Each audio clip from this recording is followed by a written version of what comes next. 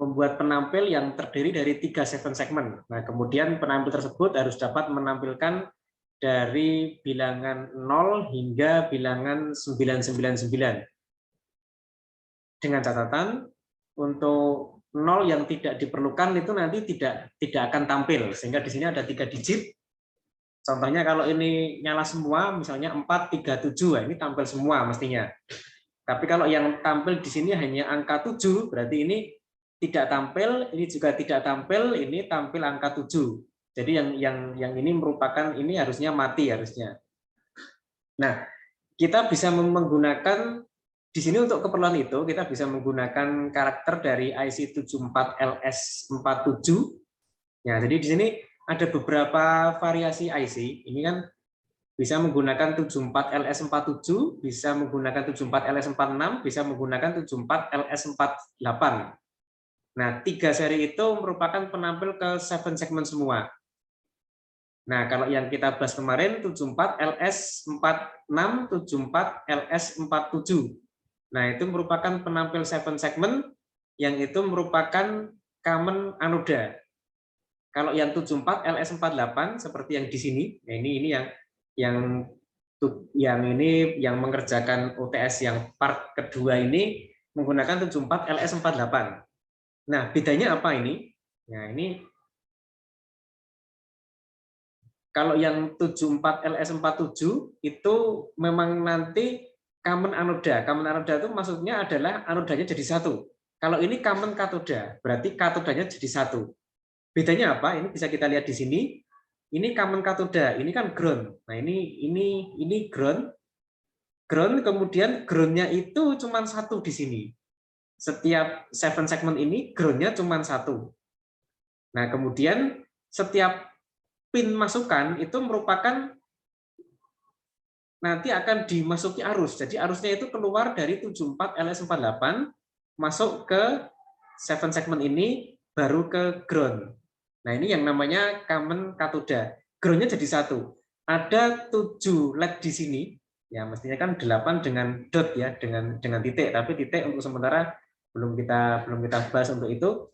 Nah, ini ada 7 LED yang nanti akan tampil dan nyala. Nah, sekarang 7 LED itu katodanya jadi satu. Sehingga di sini disebut common katoda. Common katoda atau katoda jadi satu, atau negatifnya jadi satu. Nah, ini bedanya. Jadi ini ya, ini konfigurasi common katoda. Ada 7 LED, 7 LED itu berarti punya 7 masukan. 7 masukan itu untuk anoda LED-nya, katodanya jadi satu ke ground. Nah, ini common katoda. Kalau yang common anoda itu berarti positifnya jadi satu, nah nanti keluar, nanti merupakan ke IC-nya itu harusnya keluar. Nah, ini bisa kita lihat di kemarin ya, di diktat yang kemarin itu kita sebagai contoh di sana itu menggunakan common anoda. Decoder. Nah, ini. Jadi ini common anoda. Berarti ini VCC jadi satu, kemudian masuk ke semua LED. Nah, baru nanti ini di A, B, C, D sampai G ini nanti dimasukkan ke IC. IC 7446 atau 7447. Sehingga di sini arusnya itu dari positif masuk ke LED, kemudian masuk ke IC. Nah, itu. Kalau yang tadi, yang ini, nah ini kebalikannya. Kalau yang ini itu harusnya dari IC, kemudian masuk ke LED, kemudian masuk ke ground. Nah, jadi IC ini mengeluarkan arus ya. IC ini mengeluarkan arus. Kalau yang ini yang 7448, yang 7446 atau 7447 itu menarik arus.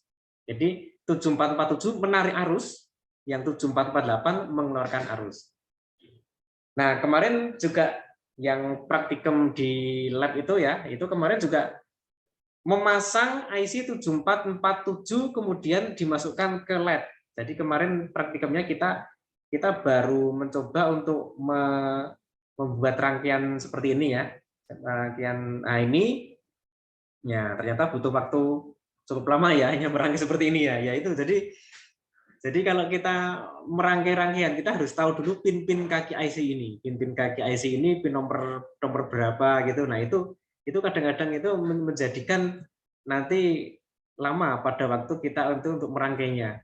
Ya, apalagi nanti kita harus mengecek juga ya kemarin apa itu kaki nomor 1 itu di mana gitu kan, kemudian jumpernya lewat mana ya. Ya karena kemarin memang begitu apa ya begitu rumit ya sehingga kemarin belum bisa kita tampilkan ke Zoom ya karena memang kalau ditampilkan ke Zoom mungkin juga tidak akan juga susah untuk mengikutinya ya untuk mencari kaki-kakinya gitu kan. Nah, kalau yang praktikum mulai besok kita nanti menggunakan Arduino. Nah, kalau menggunakan Arduino nanti kita akan lebih banyak menggunakan materi dari Pak Dini ya tentang materi mikroprosesor. Karena bagaimanapun yang di elektro itu kan nanti ya hardware seperti ini kan dapat diganti oleh program ya. Ini konverter dari BCD kemudian ketampilan segmen-segmen kan dapat diganti oleh program. Ya program itu yang tahu juga orang-orang elektro ya. Kalau orang bukan elektro ya saya kira susah untuk memahaminya. Nah, oke, kemudian yang kemarin dari tugasnya kemarin itu yang part 2 itu ya. Yang part 2 itu nah ini kita kembali ke sini. Nah, ini di sini menggunakan IC74 LS48. Nah, ini berarti juga kreatif ya apa yang mengerjakan soal ini, yang mengerjakan yang membuat rangkaian ini ya. Karena kemarin kita teorinya decoder BCD ke 7 segment. Nah, saya contohkan menggunakan 7447, tapi ini mengerjakannya menggunakan 7448. Nah, berarti kan kreatif ini kan. Ya, kreatif atau mungkin contohnya ini gitu ya di lab apa di web ya. Enggak apa, tapi yang penting sudah bisa. Nah, 7447 7448 itu sama ya fungsinya, hampir sama, cuma tadi bedanya kalau 7447 itu driver untuk LED common anoda, 7448 driver untuk LED common katoda. Nah, ini bedanya lagi di sini, ini 7448 ini outputnya itu aktif tinggi. Aktif tinggi ini 7448. Kalau 7447 itu aktif rendah. Output key A sampai key G ini ya, ini aktif tinggi. Kemudian yang ABCD aktif tinggi sama, nah kemudian juga ada kaki-kaki ini ya, ada kaki BI, kemudian RBO, nah ini sama dengan 7447, sama ini juga aktif rendah, yang 7447 juga aktif rendah. Nah, kaki-kaki ini fungsinya sama.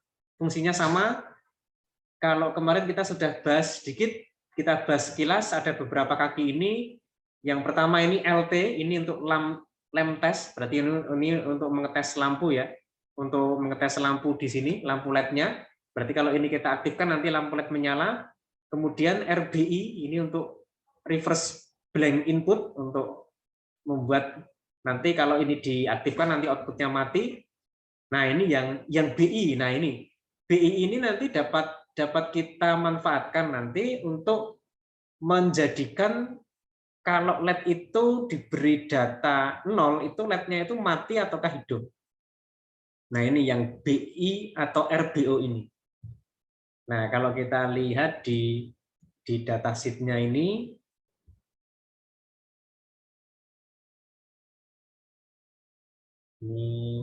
di tabelnya dulu ya, di tabelnya kita cek di sini. Nah ini ada BI, ada RBI. Ya, ini RBI, ini yang BI itu blanking input. Kemudian ini BI juga sekaligus dengan RBO. Nah, kalau kita lihat dari sini ya. Ini kan BI sekaligus RBO. BI ini blanking input. Berarti kalau ini dibuat aktif, maka nanti outputnya maka akan menjadi blank. Atau RBO, reverse blanking output. Nah, ini maksudnya kalau nanti outputnya ini pada waktu output dari IC ini memberikan 0, nah maka di sini nanti output di sini akan jadi aktif. Jadi kaki BI ini sebagai input bisa, sebagai output bisa. Loh kok bisa seperti itu? Nah ini ya, BI ini bisa sebagai input, bisa sebagai output. Coba kalau kita cek datasheet-nya di sini. Nah ini datasheet-nya di sini. Kalau kita lihat kenapa bisa jadi input dan bisa sebagai output.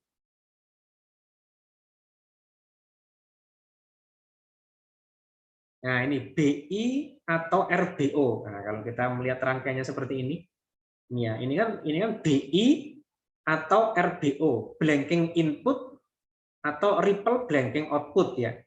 Ini sebagai input bisa, sebagai output bisa. Jadi kaki ini nomor 4 ini kalau sebagai input berarti ini kita masukkan satu logika, logikanya masuk ke sana. Nah, gitu. Kalau ini, tetapi di sini pun juga bisa mengeluarkan sebagai output. Jadi ini kalau ini logikanya nanti misalnya satu semua, ini satu, ini juga satu, ini juga satu, masuk ke sini ini jadi 0. Nah, ini outputnya jadi 0. Nah, jadi ini istimewanya BI atau RBO itu sebagai input bisa, sebagai output bisa. Kalau sebagai input, kalau kita paksa diaktifkan, maka output akan blank. Outputnya akan tidak nyala LED-nya itu. Blanking input, berarti input dianggap blank maka outputnya tidak nyala. Atau ripple blanking output. Nah, pada saat output tidak nyala, ini juga tegangannya, ini logikanya juga akan rendah ini. Jadi kalau ini kita ada rangkaian memberikan keluaran ke sini, nah berarti maka dia sebagai BI. Tapi kalau ini itu yang pin nomor 4 ini ya, pin nomor 4 nanti kita masukkan ke gerbang yang lain, berarti sebagai masukan, nah maka ini akan ada keluaran keluar ke sana. Keluar ke sana dan data bisa masuk ke sini. Nah, ini istimewanya ini ya. Dan kedua-duanya itu aktif rendah. Berarti kalau ini kita berikan logika 0 ke sini, nah berarti ini sebagai masukan logika 0 atau aktif. Kalau ini dijadikan output, berarti ini outputnya nanti 0 kalau aktif, karena semuanya aktif rendah. Nah itu. Nah ini terus di sini bagaimana ini aplikasinya? Nah ini aplikasinya kembali kepada rangkaian yang tadi ini. Nah ini ya. Nah ini yang rangkaian yang ini. Jadi di sini ini ada 3 LED. Ada 3 LED di sini. LED itu bisa menampilkan angka dari 0 sampai 9, bahkan sampai ABCDE, ABCDE, F. Oh, ya F ya. F kemudian yang selanjutnya nanti mati semua. Nah, ini di sini yang LED paling kanan ini kan mestinya itu akan menyala terus meskipun yang tampil itu 0 sampai 9. 0 juga harus menyala. Kalau di sini 0 sampai 9 boleh menyala. Tetapi 0 itu jangan menyala jika yang ini tidak menyala. Misalnya ini angkanya itu 007. Ini nggak nyala, ya ini jangan nyala 0-nya. Nah, itu. Kalau yang ini 0 tidak boleh nyala dalam kondisi apapun ya. Jadi di sini tampilannya kan hanya 1 sampai 9. Nah, berarti yang ini itu 0-nya itu jangan sampai menyala. Nah, sekarang 0-nya jangan sampai menyala. Itu caranya bagaimana? Caranya dengan ini mengaktifkan RBI ya. RBI itu kalau dijadikan aktif itu kan nanti 0-nya tidak akan menyala. Ini RBI jadikan aktif dengan cara dihubungkan ke ground ini ya. Ini connect ke sini. Nah, ini connect ke ground. Nah, ini dihubungkan ke ground.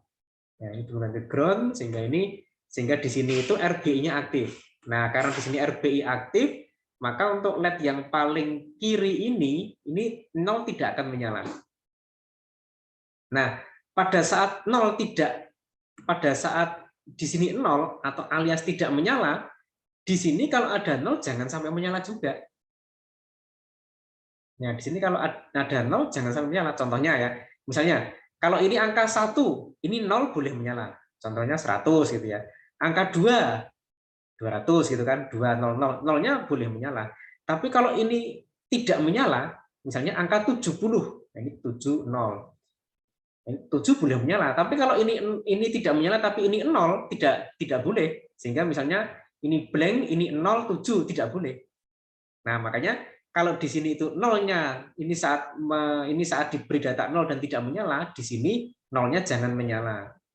Tapi kalau di sini diberi data bukan 0 dan menyala, nah di sini 0-nya boleh menyala. Nah, berarti ini ya, kalau di sini itu 0 dan tidak menyala, ini jangan menyala. Nah, sekarang di sini Nah, ini kita bisa memanfaatkan output dari RBO ini. Pada saat diberi RBI atau RBI aktifnya, RBI aktif, maka di sini kalau 0, diberi data 0, ini tidak akan menyala. Nah, kalau ini diberi data 0, otomatis ini kan berarti outputnya blank. Nah, berarti RBO sekarang memberikan keluaran. Ripple blanking output. RBO memberikan keluaran, keluarannya itu menandakan dia itu aktif, aktif rendah, berarti ini logika 0. Nah, ini logika 0, berarti 0-nya bisa kita manfaatkan untuk mengaktifkan di sini, mengaktifkan RBI di sini. Nah, berarti kalau di sini saat ini mendapat data 0 dan blank, nah maka ini aktif, kemudian ini masuk ke sini. Nah, ini masuk ke gerbang NAND ini, ya, kemudian masuk ke sini. Nah, berarti kalau ini itu dalam kondisi blank, maka di sini RBI aktif. Berarti kalau LED yang paling kiri itu blank, berarti di sini RBI aktif, alias kalau 0 tidak menyala. Tetapi kalau yang ini, yang LED yang paling kiri itu menyala, di sini kalau 0 tetap menyala. Kenapa? Karena RBI nggak aktif. Jadi ini RBI aktif hanya kalau di sini itu diberi data 0. Diberi data 0, RBO aktif, mengaktifkan RBI. Diberi data bukan 0, RBO tidak aktif, high, berarti ini juga tidak aktif. Nah, itu. Jadi itu caranya seperti itu. Ya. Jadi tadi kalau yang paling kiri itu 0 alias tidak menyala, yang ini 0-nya jangan menyala. Tapi kalau ini bukan 0, yang ini boleh menyala kalau diberi data 0. Nah, sehingga RBI di sini itu mendapat input dari RBO di sini. Nah, itu. Nah, kemudian ini kok ada gerbang NAND di sini ya. Ini ya boleh aja diberi NAND ya, tapi NAND ini juga tidak ada gunanya ya. Karena apa? Lah, karena ini tidak akan aktif tuh ini. Ini RBO selamanya tidak akan aktif ini. Kenapa? Lah RB-nya nggak diaktifkan. RBO itu baru aktif kalau RBI-nya aktif ya. Nah, sehingga ini di sini output tidak akan pernah blank.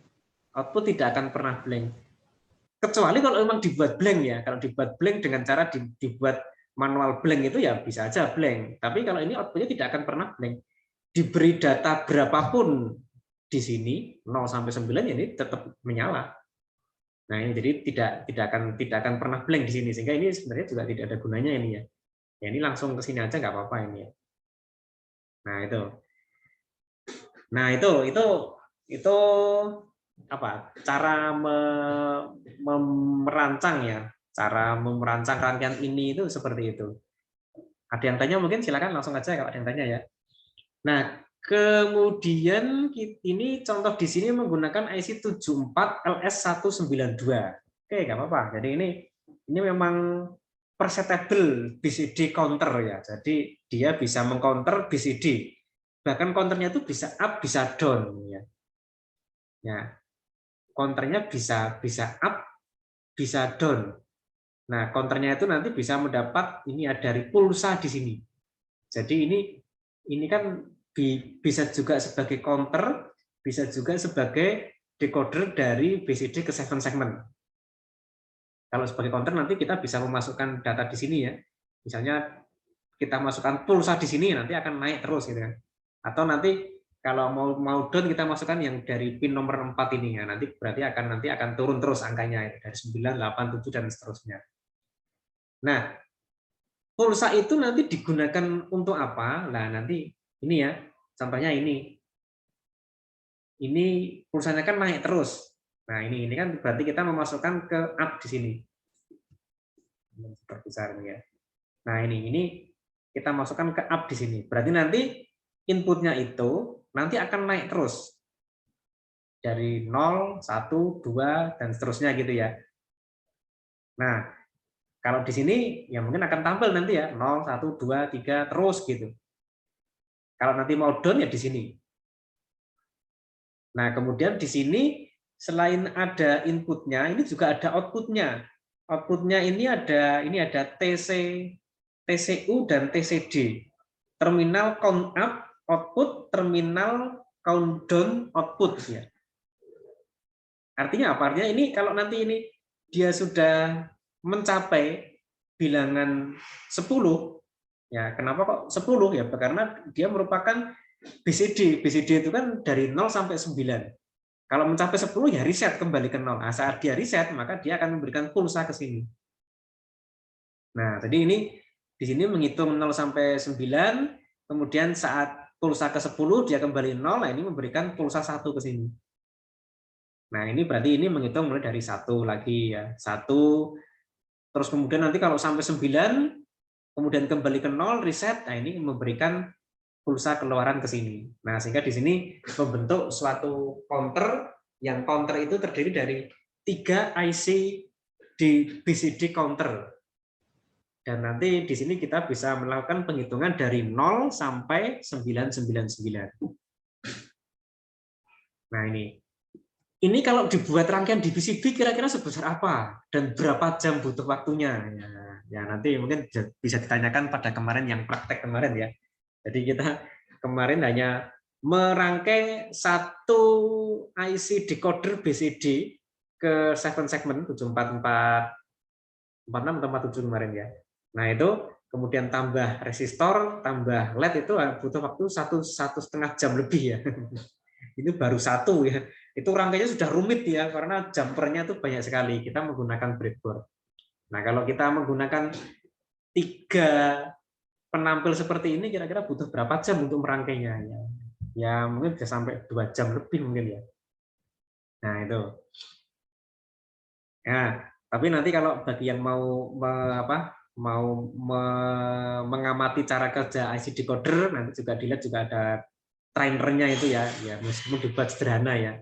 Sehingga nanti bisa melihat ini ya, kalau diberi masukan sekian outputnya apa, kemudian kalau LT diaktifkan outputnya apa, itu juga ada trainernya nanti ya. Nah, itu untuk jawaban UTS part kedua, dan ya kemarin ini juga sudah cukup bagus jawabannya. Nah, mungkin kalau ada yang tanya silahkan kalau ada yang tanya. Nah, kemudian untuk yang bagian ADC, kemarin juga ada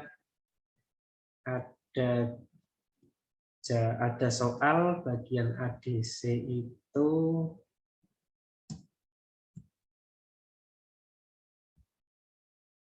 ya itu ya bagian ADC yang 10 bit itu ya. Kenapa saya memberikan contoh 10 bit? Karena nanti kita kalau menggunakan microcontroller Arduino ya praktek yang mulai minggu depan kita bisa menggunakan ADC di Arduino. Nah ini jadi ADC kita saat ini pun belajar ADC menggunakan IC digital. Nah kerja IC itu nanti dapat kita perintahkan karena nanti ADC ada yang sudah include di microcontroller dan kebetulan kita menggunakan Arduino Uno itu microcontroller kan ATmega 439P gitu ya. Nah, itu sudah ada ADC-nya. Sehingga kalau kita butuh ADC nanti kita bisa menggunakan ADC yang benar-benar IC ADC, nanti kita bahas di pertemuan ini, atau bisa menggunakan ADC yang ada di microcontroller. Kalau menggunakan ADC yang IC, berarti nanti kita harus merangkai rangkaiannya ya, kemudian nanti ada setting-setting berapa nilai R-nya yang harus kita tetapkan. Tapi kalau menggunakan Arduino, ya semua ini nanti mainnya ke program. Tinggal diprogram aja ADC-nya mau suruh ngapain gitu kan. Nah, IC di Arduino itu merupakan ADC 10 bit. Nah, nanti kita mulai belajar kemarin dari ADC 8 bit ya, 4 bit yang kemarin 10 bit, 4 bit kemudian 8 bit. Nah, kemudian di UTS kemarin 10 bit. Nah, bedanya apa nanti untuk 10 bit?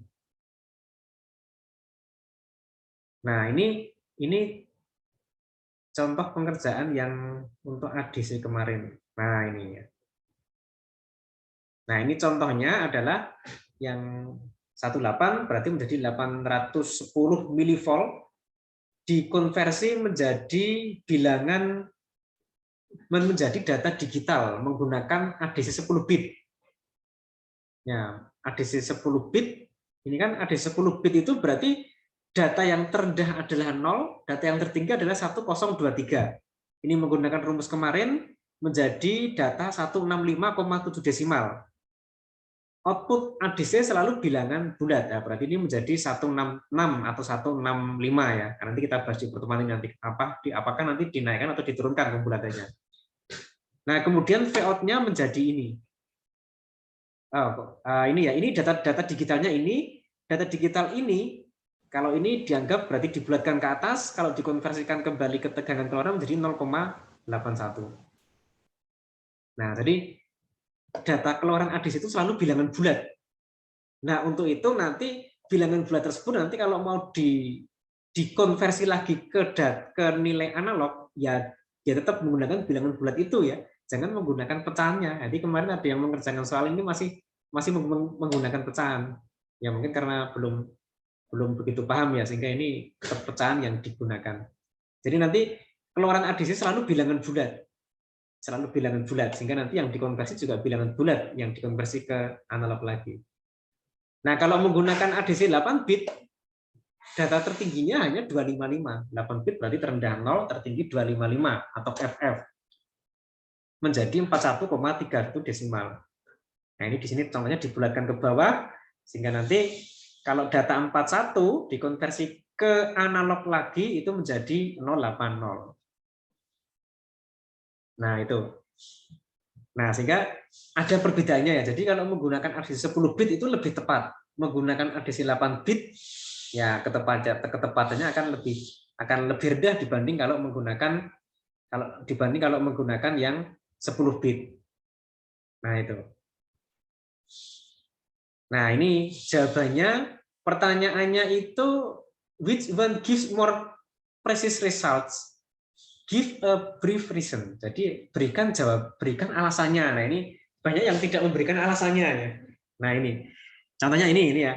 Hasil yang lebih tepat adalah ADC DAC 10 bit sebab pada ADC 10 bit VA sama dengan VOUT. VA sama dengan VOUT. Nah, iya. Kalau tepat berarti VA sama dengan VOUT, tapi kenapa kok ini bisa sama? Kenapa kalau ini kok tidak bisa sama gitu kan? Maksudnya kan seperti itu. Sedangkan pada ADC DAC 8 bit VA tidak sama dengan VOUT. Nah, iya, kenapa kok tidak sama dengan VOUT? Nah, itu. Ya. Ini VOUT-nya bisa sama. Kok ini kok tidak bisa sama? Apa penyebabnya? Ya, ini kan bisa sama VOUT-nya. Ya, ini mungkin ini juga pembulatan ya. Ini mungkin 0,81 berapa ya, tapi ini kan hampir sama dengan 0,81. Kalau ini lebih dekat ke 0,80. Kenapa yang atas itu bisa lebih dekat dengan inputnya? Kenapa kok ini bisa lebih jauh ini ya? Ini kan 0,81, ini 0,80. Nah, ini. Ya memang itu yang menjadikan ini lebih tepat, betul. Tapi kenapa kok ini bisa nggak tepat, yang atas kok bisa tepat? Kenapa? Nah, itu jawaban itu ya. Brief reason itu seperti itu semestinya kemarin ya. Nah, oke, mungkin ada yang mau memberikan jawaban mungkin. Siapa yang bisa memberikan jawaban? Kenapa yang atas itu lebih tepat, yang bawah kok cenderung kurang tepat? Jawabannya apa kira-kira? Ada yang mau mencoba? Yang menjawab ini siapa? Kemarin? Kenapa yang atas lebih tepat? Dilihat dari ini aja ya, dari hitung-hitungan ini aja, nggak apa-apa. Tidak perlu sampai di luar ini, tapi dilihat dari hitung-hitungan ini aja. Dari perhitungan di sini, kenapa yang atas lebih tepat? Kenapa yang bawah itu menjadi kurang tepat? Jawabannya apa? Ada yang mau mencoba? Kenapa yang atas lebih tepat? Kenapa yang bawah itu kok kurang tepat?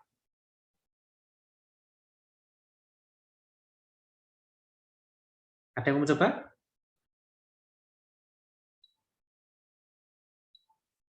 Siapa Mas? Izin, Pak. Ya. Oke. Karena kalau yang 10 bit data maksimalnya lebih banyak, Pak. Ya. Ya, jadi yang 10 bit itu data maksimalnya lebih banyak. Loh, kok data maksimal lebih banyak berarti kok lebih tepat bagaimana? Ya. Kok data maksimal lebih banyak itu kok menjadi lebih tepat? Karena Apa jarak tegangannya itu loh Pak, lebih sedikit gitu loh. Ya, jadi jarak tegangan lebih sedikit. Ya, saya tahu maksudnya. Jadi ini kan input itu kan kisarannya kan 5 volt, 0 sampai 5 volt. 0 sampai 5 volt kalau yang atas itu dibagi 1023 sehingga kan lebih rapat gitu ya. Yang bawah yang 8 bit itu jaraknya 5 volt sama, ringnya 5 volt tapi dibagi 255 sehingga jarak tiap grid gitu ya. Kalau kemarin tiap step ya, tiap undak itu kan lebih longgar. Nah, itu. Jadi yang atas itu jarak antar step itu kan kemarin disebut dengan resolusi. Resolusinya lebih kecil. Berarti lebih lembut gitu ya step-stepnya itu. Resolusinya lebih kecil. Kalau yang bawah resolusinya lebih besar. Nah, jadi itu jawabannya sebenarnya. Jadi yang 10 bit itu jarak antar tegangan yaitu disebut resolusi itu lebih kecil. Sementara pada ADC 8 bit itu resolusinya lebih besar. Jadi ini nanti harus diperhatikan nanti ya. Pada ADC ya kadang-kadang nanti karena apa? Karena kata-kata resolusi itu nanti digunakan di banyak tempat ya. Resolusi untuk monitor itu kan ada resolusi juga berapa kali berapa. Resolusi dan yang lainnya juga nanti untuk suatu gambar itu kan ada. Pada monitor, pada gambar semakin tinggi resolusi itu semakin bagus karena resolusi itu menggambarkan jumlah titiknya. Kalau di ADC resolusi itu adalah menggambarkan jarak antar tegangan yang dapat terdeteksi. Berarti kalau jarak antar tegangan itu lebih kecil, itu nanti outputnya akan lebih presisi.